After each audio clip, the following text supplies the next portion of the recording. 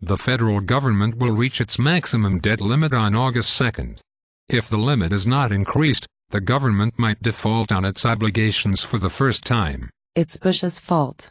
He gave tax breaks to the rich people who fly in private jets. He gave big tax breaks to the giant oil companies. If you look carefully at the problem, the federal government spends too much. Just 10 years ago, spending was 18% of the GDP. It's now close to 25%. It's Bush's fault. Without some major changes to our entitlement programs, we will go bankrupt. We borrow 40% of our yearly expenditures. The debt service alone will be $1 trillion in less than a decade at this rate. Taxing the private jets and rich people will fix the problem. It's all the oil companies' fault. The top 25% of wage earners pay 83% of the federal taxes. The top 1% pay about 40%. The bottom 50% of federal filers pay nothing. It's Bush's fault. The economy was losing 700,000 jobs per month when Obama took office.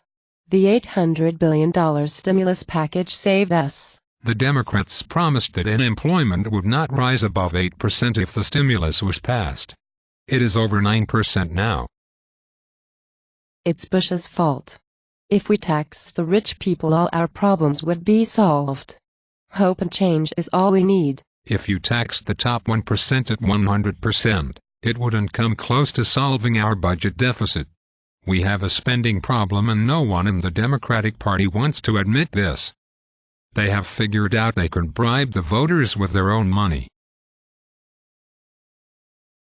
It's the bank's fault. It's time to fix this problem. Have you seen the rioting in the streets of Greece? That will be us in less than a decade at this rate. We are too large for the IMF to bail out. It would bring down the entire global economy. It's the private jets. Tax them and we will be okay. Congress is out of town all the time and isn't working on the problem. The president has delegated the problem to Congress. He hasn't produced any solutions beyond raising taxes and blaming corporate jets. But he has improved his golf game. It's China's fault.